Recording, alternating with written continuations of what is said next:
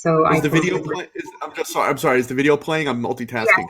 Yes, Yeah, the yeah. video is This was an ad. Since I made the video, this was an ad that popped up on Facebook. It must have known I was interested in innovation. This is what's being playing. considered an innovative educational toy. Hmm.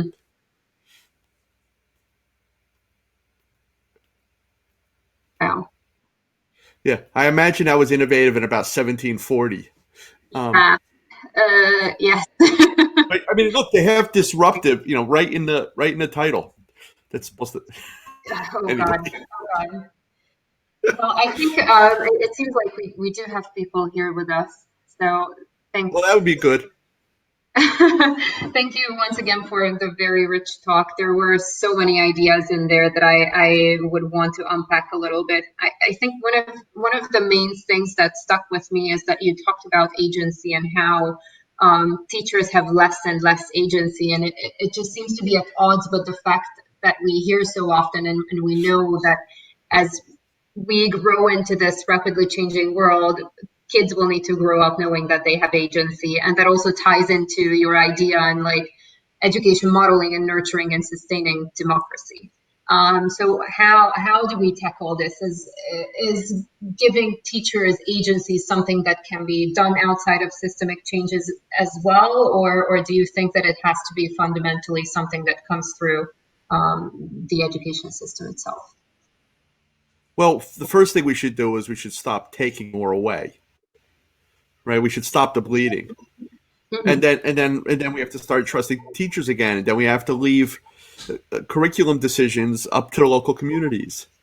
There's in a lot of this discussion about innovation, no one sort of is has the courage to get rid of the things that we know are a bad idea, like national curriculum and standardized testing and uniformity, um, and depriving communities and teachers and parents and learners of choice and agency. So there's a lot of talk all the time about student voice, and I think voice without action is just propaganda. Hmm. So, are we waiting for people, or we? No, I think we can just keep the conversation Oh, flowing okay, and okay. So we're going. So help we're going. Yeah, people out. I mean, Yeah, yeah, the other thing, you mentioned the democracy piece, and that's kind of really top of mind given what's going on, particularly in my country right now, and around the world. And one of the things I was thinking about in the last couple of months was there were prominent celebrities in the United States who publicly announced that they had never voted before. yeah. And there were major athletes who said on camera things like, "No one taught us about voting." Mhm. And so my first question is that actually possible? Is the system so broken, so racist, so caste based that certain children aren't even being taught that voting matters? And if so, what can we do about it? And one of the things we can do about it is to double down on democracy in the classrooms, to allow more choice, to vote on something every day, to to ask people what they think, and for folks to make contributions. And then directly related to the pandemic, one of the things that struck me recently was I participated in a webinar with the educators from Reggio Emilia talking about how to respond to COVID and this period of being unsettled and uncertain. And they spoke very clearly about, they talked about COVID-19 being a dictatorship. And of Mhm. course, we have to be concerned about health and safety. But beyond that, we have to live our values, and we have to find ways to preserve the things that matter. And in a world that's increasingly two-dimensional and black and white and stark, we need to bring back texture and joy and rich materials, and we need to figure out, and powerful experiences. We need to figure out a way to preserve the things we value, and in some cases to even amplify them, to make up for the other deficits in our life. And and then it occurred to me that far too many um, educational institutions and the people in them don't have a particular set of values that they can cling to. And so, if someone asked me on Twitter, what did they say during that webinar, it's almost impossible for me to explain it to them Mm, because they talked about more beauty, more freedom, more richness, more collaboration, um, more serendipity, and if you don't know what that is to start with, it's really hard to sort of even get your head around that idea. So let me just right. say before we take some questions from folks that are joining us. First of all, thank you. And I was mentioning to Esther how difficult it was to write a new talk, record it, and then realize you were overtime. So there's a lot of resources. I've got this slide up. I'll get rid of it in a second. There are a lot of resources at invent2learn.com/Barcelona for you to look at from here to eternity. And the outtakes from my talk, where I have examples of student and teacher learning, are at invent2learn.com/extra.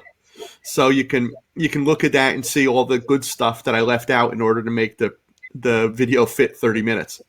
So I'm going to turn that off and go back to here, and I'm happy to take any questions and talk about anything that interests you from what I spoke of or any other topics that matter. Great. We have a couple of questions coming in. Hi, Stephen. I'm echoing a little bit. Is it just me? I don't know. Can you hear the echo as well?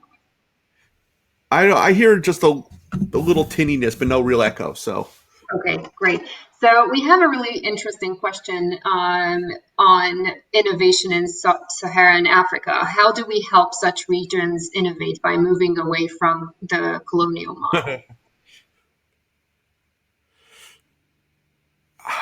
yeah, I mean it's a good question, and it's tricky. I know that um, there's this danger of anything that's done from the outside being viewed as colonial, no matter how virtuous or um, genuine or heartfelt or authentic it is.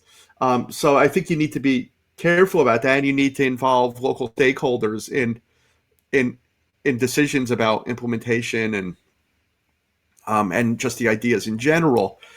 Um, there's this real the only analogous situation I could think of was when the one laptop per child project was in full swing. The idea of having $100 laptop and making it available to kids in the developing world.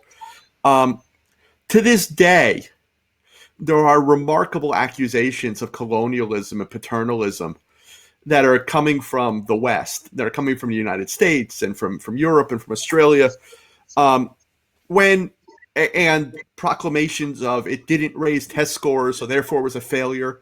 Well, the project was never intended to raise test scores. It was intended to give kids laptops so they could be part of modernity. And and a lot of those accusations of colonialism are coming from sort of white, affluent, privileged academics, not the people on the ground, not the folks in Peru who used 500,000 of those $100 laptops just recently to help get through the pandemic. They have a very different view of it, and so one of the things is, no technology is neutral. It always imposes behavior and values and such. Um, but so we need to be mindful of that, but we also need to recognize that um, some of the accusations of colonialism are equally problematic. Um, I'll just leave it at that. Yeah, I mean, the kids are in crowded classrooms. I mean, kids in Stephen wrote, by colonial, I mean the kids are kept in crowded classrooms. It's not about the individual child. Um, I think we need to be seriously addressing teacher education everywhere in the world, including in sub-Saharan Africa. Um, and I'm trying to figure out a way to deal with that. I talked about the policy spiral and how agencies being removed from teachers. And the simple reality is, in the West, in affluent countries, for the past 25 years or so, um, the art of teaching has been removed from teacher preparation, and all that's been left is curriculum delivery and animal control. And so a lot of my work is really focused on, you know, rebuilding the airplane while it's flying. of teaching teachers to teach better. And so I think that any intervention to improve education anywhere should be focused on, first of all, differentiating between teaching and learning. And second of all, recognizing that we stand on the shoulders of giants. That slide that I had, where I had all the list of all the people who are some of my teachers, um, ask a room full of school principals in Paris or Manhattan or Melbourne, how many of them they've read or heard of. It's kind of embarrassing. So I think we need, and the optimistic thing I'll say is that I'm working with a lot of schools that are trying to do the right thing and trying to be learner centered and project based and getting rid of grades and grade levels and single disciplines and such. And it's exciting and terrifying at the same time, because the folks who are embracing these ideas don't really have a clue on how to implement them. So, like I said, we're working on two tracks at the same time. We're helping them realize their vision while also grounding them in a foundation of understanding how people learn and most effective ways of teaching. Yeah, teacher training is definitely it's something that a lot of people don't talk about as much as it should be talked about. And I think Stephen's other question is super relevant to this. So the pandemic seems to have led to very uneven disruption and the level of innovation vastly different depending on where you live. Agency needs to be understood in many regions because it is not a concept that is even mentioned in training systems. How do those who understand agency help take it to the wider world? Um, you can't do what you haven't experienced. I said in the talk, knowledge is a consequence of experience. So all of my professional development activities, like my Constructing Modern Knowledge Summer Institute, creates a sort of utopian view of what this would look like in practice. So we ask teachers to take off their teacher hat and put on their learner hat, and to be selfish with the experience and luxuriate in it, so that they recognize what it's like to learn in the 21st century. And then they can start creating those kinds of environments and experiences for their kids. Stephen typed, I've seen Kindles sent to Rwanda with US power cords and never used. Well, so one, that's stupid. And two, there's a lot of technology in schools everywhere in the world that's never used. And sometimes it's the wrong technology. One might argue that Kindle can't do anything. It's a book, but that's pretty much what it is. If you loaded it up with movies and showed them how to turn subtitles on, they might learn a language or they might learn to read. But I get the idea of sort of, there are states in the United States that every 18 months buy something stupid. It's an incredibly poor state, but they spend $10 million on Game Boys or Palm Pilots or Kindles, and it's been like that for generations, because they want the illusion of innovation without doing the hard work of changing the context and the actual practice. So I think, the laptop was powerful because it's kind of a protean device that can be used for lots of things. You can read books on it, but you can make things and you can control things and you can, measure water quality in your well, and you can communicate and you can sell products you've created overseas. And and you can explore mathematical ideas and make movies and tell your stories. So that's like if we're going to send something to people, the laptop was always a good idea. The sort of boneheadedness of U.S. powered cords and all is kind of self-evident, but I think we teach people how to teach, and then you simultaneously do stuff like figure out how do you get 50 people out of the room, maybe but this is as simple as the dilemma that a lot of teachers in the West have of how do I have fewer papers to grade. My first answer is assign fewer papers. And the second answer is that if kids are working on authentic projects and that process is transparent, so that everyone is looking at each other's work all the time, there's natural informal collaboration, then what do you care what the teacher thinks at the end of it? If you've gotten feedback from 20 or 30 or 50 of your peers on a regular basis, what's the point of a teacher putting their thumb on the scale at the end? So that's one way of reducing teacher anxiety and stress, and also empowering kids at the same time. Oh, the whiteboard. The whiteboard in every UAK classroom, waste of time. Yeah, I caught a lot of shit for writing an article at least a decade ago about interactive whiteboards. Apparently, we only need two in the world, one for CNN and one for MSNBC on election night.